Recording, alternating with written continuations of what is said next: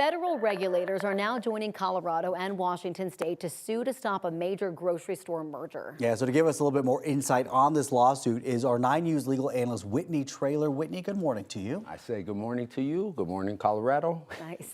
What exactly is the FTC doing and what is it requesting from all of this? Well, the Federal Trade Commission is essentially trying to stop this merger. So this is a merger between Albertsons and Kroger.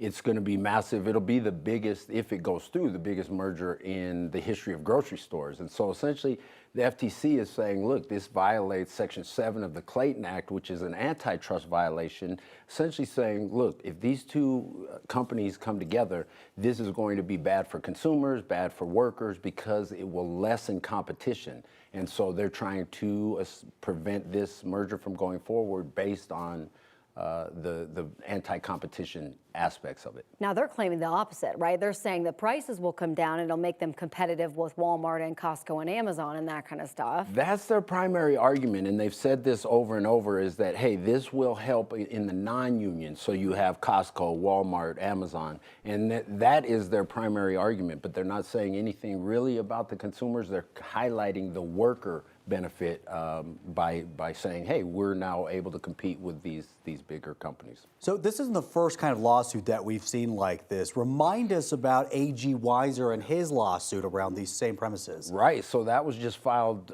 last week, I think. And so that one, it's a similar concept, that this is an antitrust violation that is going to impact prices, workers, and all that. The difference is A.G. Weiser is filing under state law. Here, the FTC is filing under Section 7 of the Clayton Act, which is federal law. So same arguments. I read through both complaints yesterday. They're both fairly long, I think about 40 pages, and they make the same arguments. Hey, this is gonna harm competition. This is the biggest merger, $24.6 billion.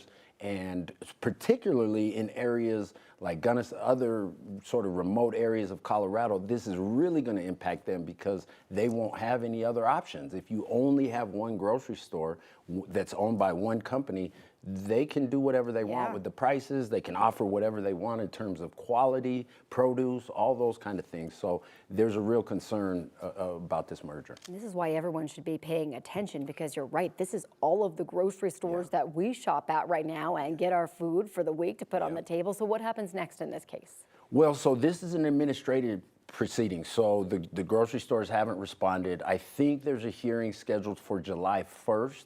And so they'll have an opportunity to respond, and then they'll go through this administrative procedure, and we'll see what happens. And of course, the state claims will still be going forward. And on the FTC claim, I think there were 8 other states that also joined that. So I don't think it's going to go through. I mean, I don't usually give these kind of predictions because there's so much that can happen in the cases.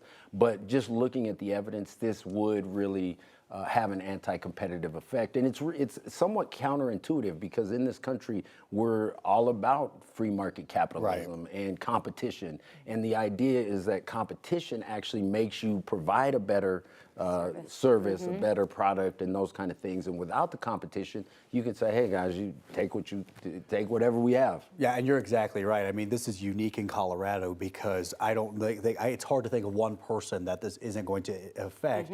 Given the fact that King Soopers and Safeways, which are, of course, the chains under these bigger companies, are all across our state. That's what we primarily use. So, Whitney, thank you. We appreciate your time this morning. Of course, we know we're far from finished with this conversation, so we'll have to have you back. I'll be back. All right.